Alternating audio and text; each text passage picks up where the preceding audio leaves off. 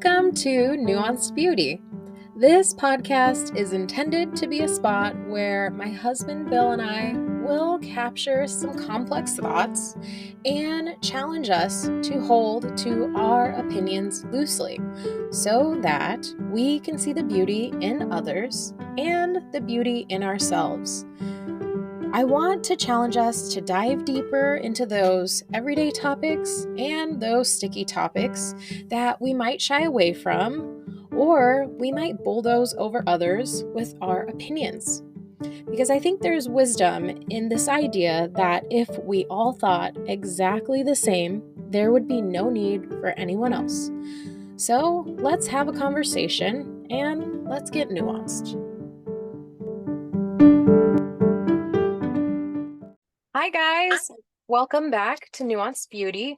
This week I have another interview for you guys. I've brought on Jennifer with Grass-Fed Skin to talk about traditional or Eastern medicine and Western medicine, and particularly she runs the company, My Grass-Fed Skin, and I just thought we could have an interesting conversation about a topic that is near and dear to me because I have shared in some of the other episodes how my views about healthcare have changed over time. And I thought Jennifer would be a great guest to carry on this conversation. So welcome, Jennifer. Hi, thank you. I'm so glad to be here. Yeah, thanks for joining me today. Have you always been interested in natural or alternative medicine options? Or what got you interested? And if you wouldn't mind sharing kind of why you explored natural medicine. Yeah, so it's really hard for me to pinpoint like an aha moment that really changed things for me. I have been interested in this way of living and this kind of mindset towards medicine as long as I can remember, but I do have a background in the medical field in occupational therapy. And so I've spent over a decade in the acute care system, and I see definitely where Western medicine has its place. I mean, I've spent a lot of time on a traumatic brain injury unit, spinal cord unit. And so I have a lot of respect for that and the doctors and those life-saving roles that they play. But on my wellness journey, I would definitely say with each one of my children that kind of sparked more interest and more motivation to do things more traditionally, more holistically. And I've just been learning as I've gone, just like all of us, we try to do the best we can with the knowledge we have.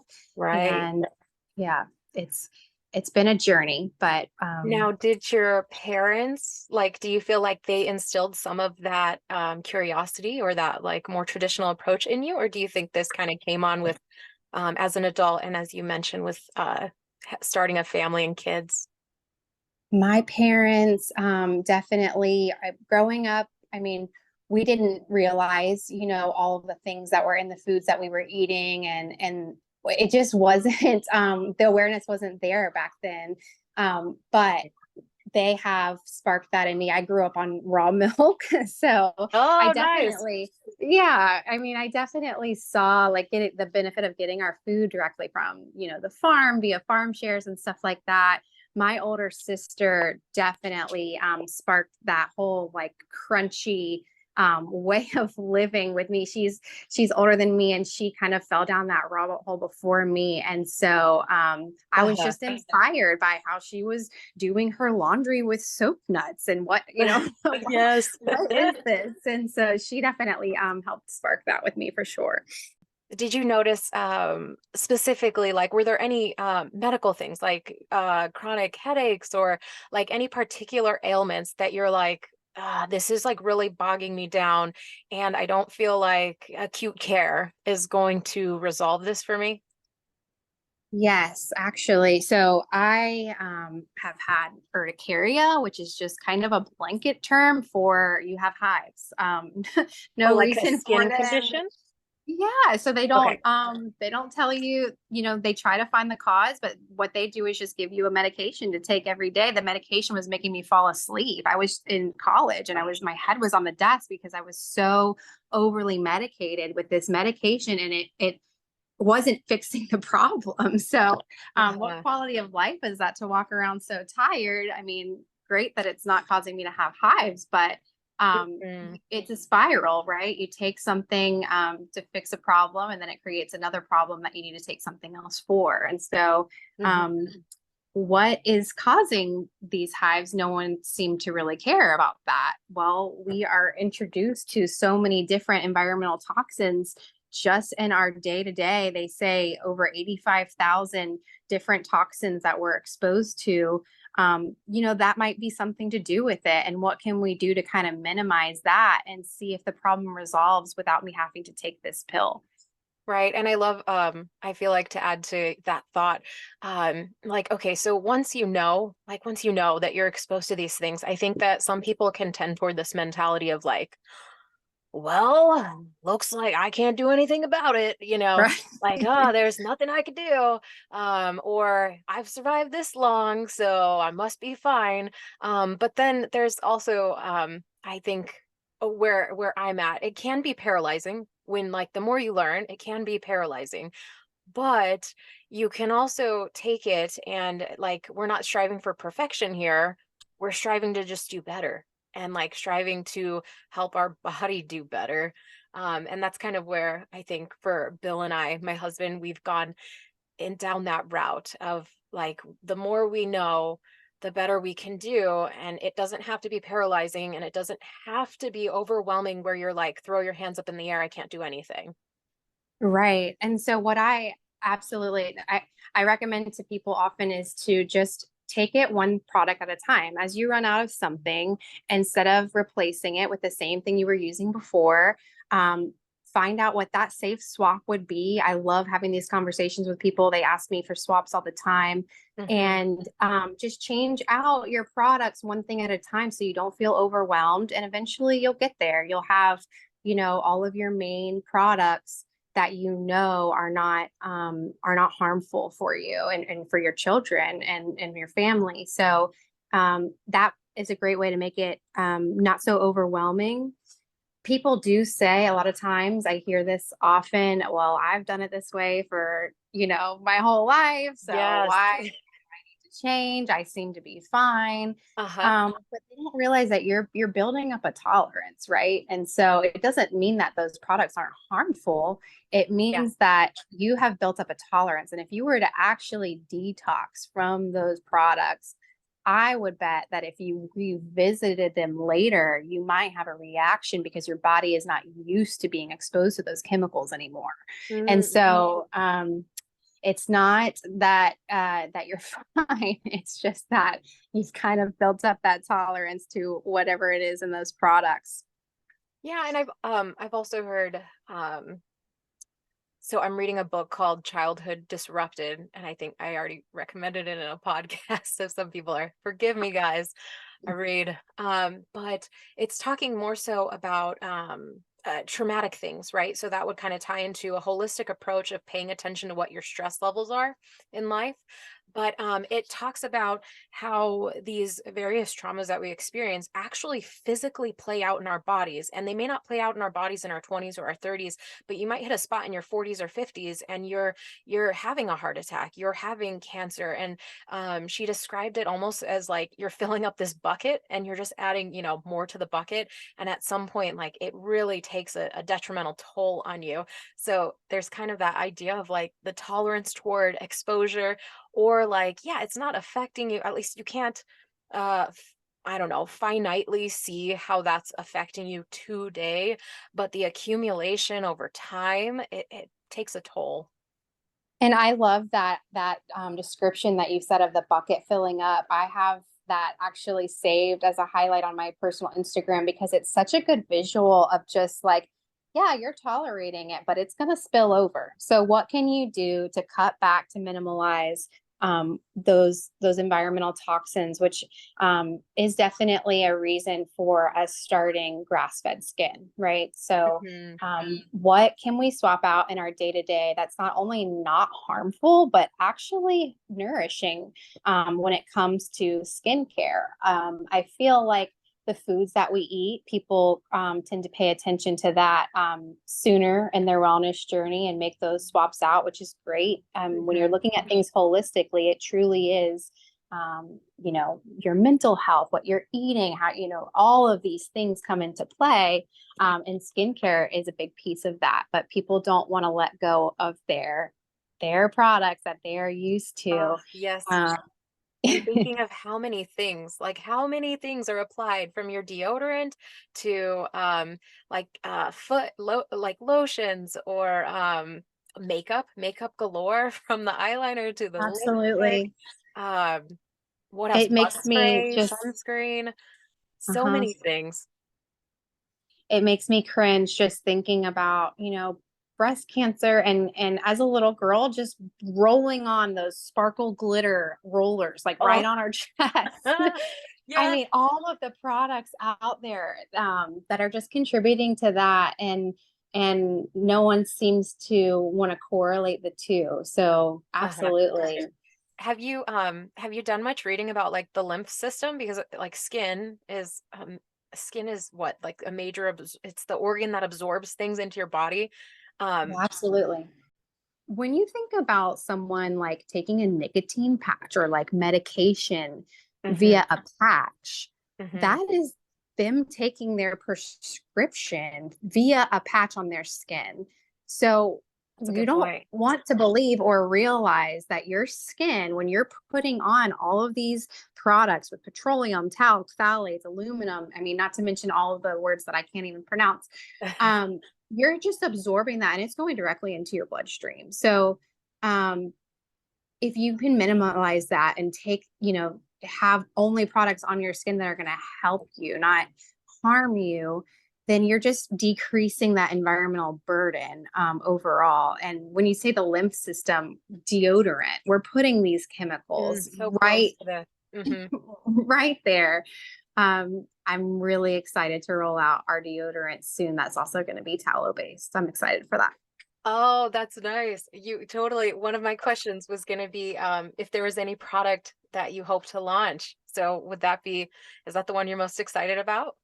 Yes. So I didn't want to roll something out until I had it down. And my husband has just been burning through my my trial products because he's like, yes, you nailed it. Don't change a thing. This is it.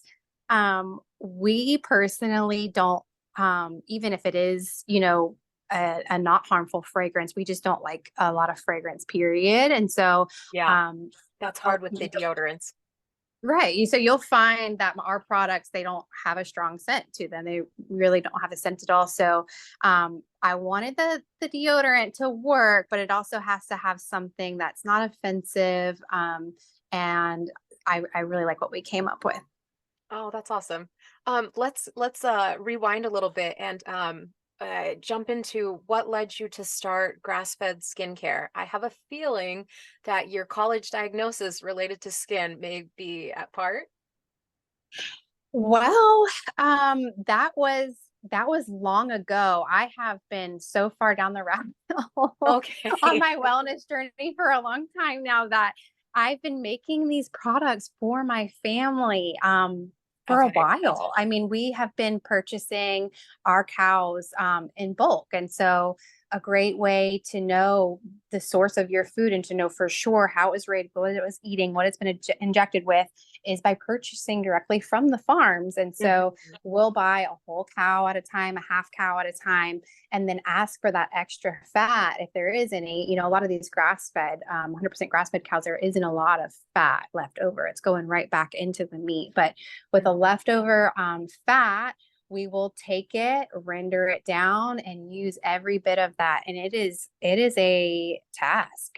Rendering down fat the right way takes time. You have to do it slowly. You don't want to burn off all those great nutrients in the tallow. So it's a task, but we've been And doing what that for a while. And then when I just started making it for Christmas presents for family and friends, they loved it. They wanted more. And okay. I always thought it would be so cool, but I didn't have it in me because we just get stuck in the hamster wheel of our 9 to 5 and, our normal routine. I knew that if I took this on, I wouldn't be able to do it halfway. I mean, I'm going to make this business, I'm going to pour my heart and soul into it. And Mm-hmm. so that really held me back for a little while. But I just, when I decided to go for it from that very day, I said, I'm doing this. I feel like I haven't stopped going. It's just been, we've been rolling it out at hyper speed. That's awesome. Now I met Jennifer at a farmer's market here in the local area. But have you mostly been in the farmer's market? And like, when did you launch? Like, is this a couple years in, or are you like 1 to 2 years in the business? Oh no. So I would say a few years into making these products, sure, but Okay. for selling them, we're very new. Okay. So the farmers markets I've been doing for a few months now. Our website is another way that people can purchase products from anywhere and we can ship out. I have my Etsy account up.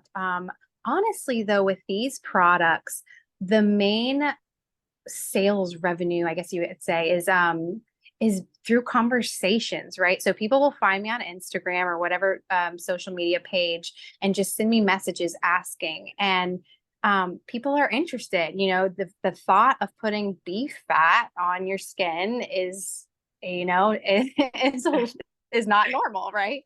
So they want Yeah, to yeah. learn about and the more I can talk to people and just educate them, it's very rewarding knowing that they're swapping these products out for something harmful, or I Yeah. don't want to drop any label names, but just pouring these baby products that are the number one, diaper cream, and tallow is such a catch-all for so many things, and it has no harmful, no added ingredients. So it's been Yeah, very I'm rewarding. here like being like slightly more on the crunchy side these days. Like you wouldn't have to like pitch it well for me because I'm like, oh, because it reminds coconut oil, right? Like people are getting Yes. really on board with using coconut oil. So you tell Yep. me like beef fat, I'm like, okay, well, we eat beef.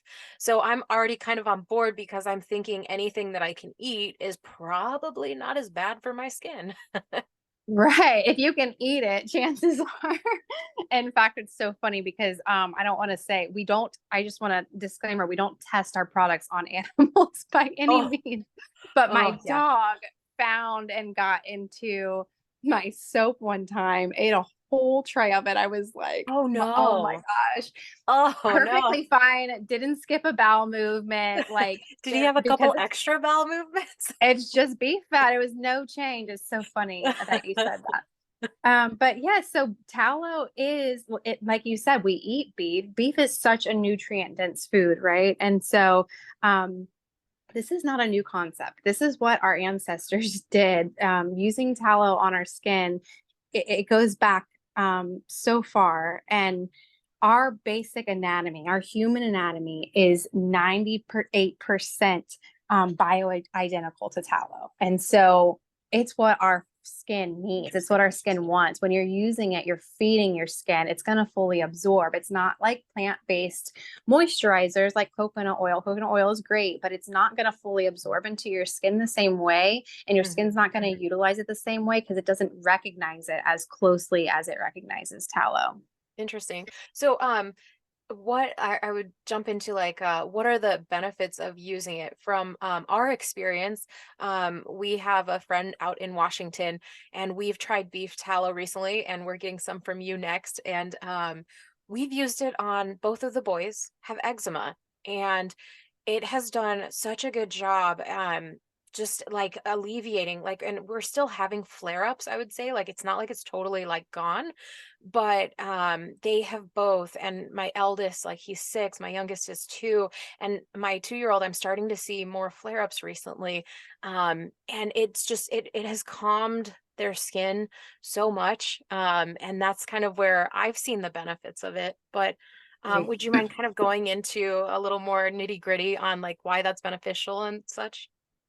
Yeah, so exactly cases like yours are so motivating and so rewarding for me because I hear this constantly. I feel like once I have a customer, they're they're a customer for life because they just want more. They see the difference with these products. I've been sent pictures of children with eczema before and after, and it is really amazing to see the strength that tallow has in its healing properties. And so tallow contains really high concentrations of vitamins A, D, E, and K, along with essential fatty acids, and these nutrients just really promote skin health in itself. This is just the tallow. There's nothing added to it. That's just what's in the tallow. What it is. And Okay. it's much higher concentration, even so, when it's 100% grass fed. And so that's why we have that standard organic grass fed tallow, because we know the vitamins and nutrients naturally in it are going to be so high. Mm-hmm. And I'm guessing, I haven't tried, but if you have kind of some knowledge of essential oils, you could even add some benefits there. Like if you had something that looked more like a bacterial sort of issue on your skin, like maybe tea tree or oregano oil, like adding a drop of that maybe, or does beef tallow like react poorly if you add essential oils to it? No, that is the amazing thing about tallow is you don't need emulsifiers and all of these added chemicals in order to add things in, Okay. like that. It's very soluble, and it just works well with things like that. Now, in my everyday face and body whip, I do not add any of those things because of the fact that I'm telling people you can use this on your newborn baby. And I Mm. mean that. Um, the essential oils that I do use in some of my products are organic therapeutic grade essential oils, and I'm very trusting of my source on them. But there's a place for them. And so I have them in the magnesium balm. I have selected specific essential oils that kind of aid in what the effect of the magnesium would do. But I don't have that in my face and body whip, and I don't have anything in the soap. And so those are just the raw tallow ingredients. And you can absolutely add them into your products if you'd like. And so growth wise, looking at, scaling, I will certainly have different SKUs, right? And so you can have the raw face and body, or you can have the Mm. scented version, which would have organic therapeutic grade essential oils. But Okay. for now, I just have Yeah, them just in. do it well with the basics and then Right. yeah. And I've had people ask me, right? Like, I would love for this to smell more citrusy or smell more floral. And so I tell them you can add the drops right into the jar and swirl it, and it'll absorb really well. So you can kind of Okay. make it the fragrance that you'd like. Nice. That's good to know. I'll pocket that info for myself. So I'm just curious, for your skin routine, what does your skin routine look like, like day in, day out? So I am very minimalistic with my skincare, with my makeup. A lot of times you'll catch me without anything on.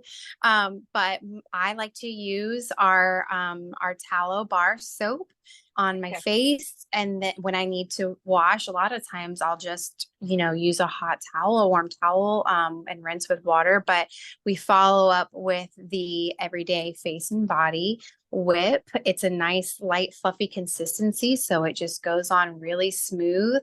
And it also, puts on that barrier. So I feel like going out into to the public air with all the pollutants. The It's a nice humidity. little, right. The humidity. Yep. It's a nice little barrier to have on, just kind of feeding my skin first thing.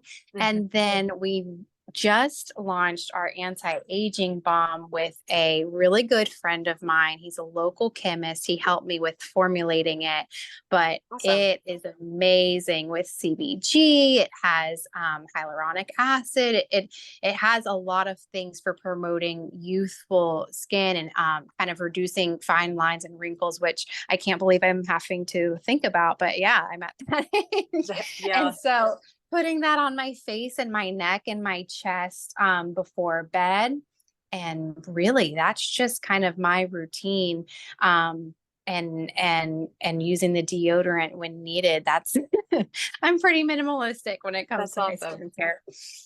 Yeah, I've kind of found myself just more and more like lately I use body oils. Like I use a jojoba oil with some essential oils on my face. Um and then if I'm getting like dry skin myself, I have been using the beef tallow. And then like if I have like a cut, I've been using like a castor oil and a baking soda salve, but otherwise like I'm not loading up with makeup or just yeah, I'm not loading up with all the products, and it's kind of freeing not Oh having yeah. to buy all that stuff. Yep. So yeah, And your skin thanks you. So right. Yeah. Well, where can people find you?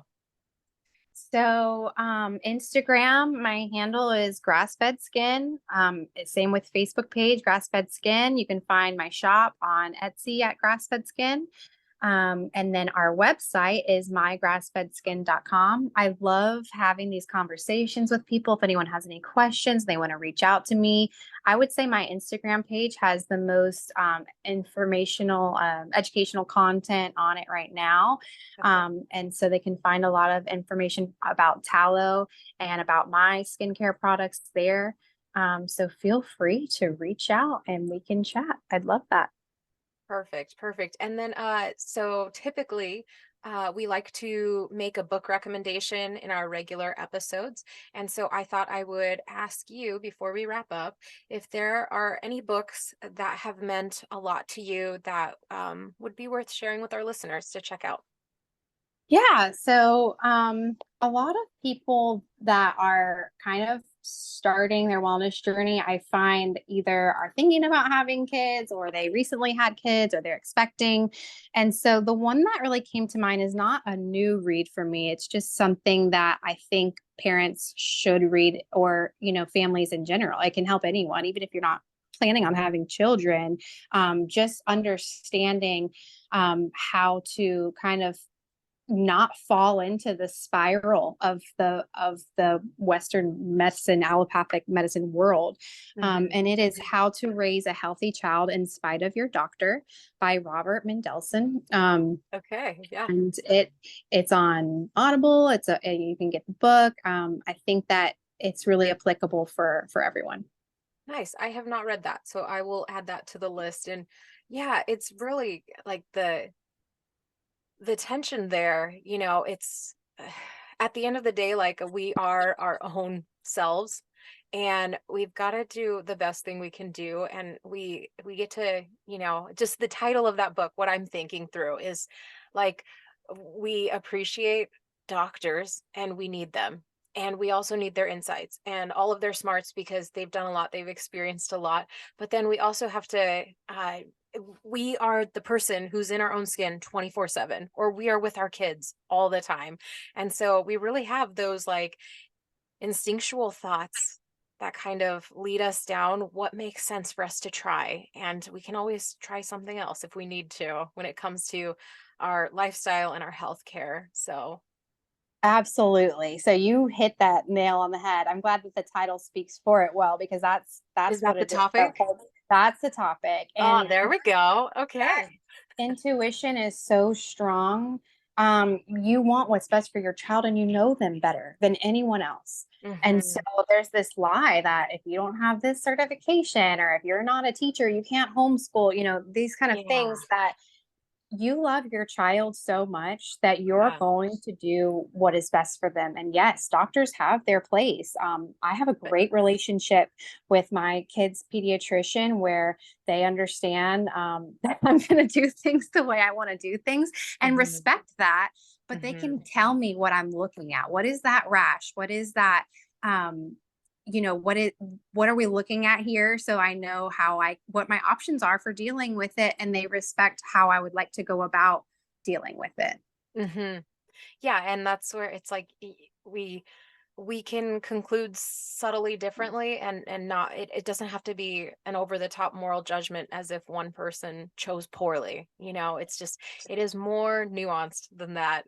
Well, this has been a wonderful conversation, Jennifer. Thank you so much for coming on the show. It has been so wonderful. Thank you for having me. I appreciate that.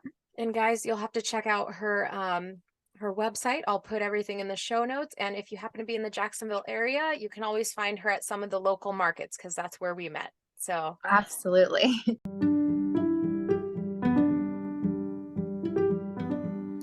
all right, guys, thanks for tuning in to today's interview. I'm sure you love hearing Bill and I chat about various topics, but truly, in the heart of nuance, it is wonderful to bring on a guest and have a conversation. So I hope you enjoyed, and until next time.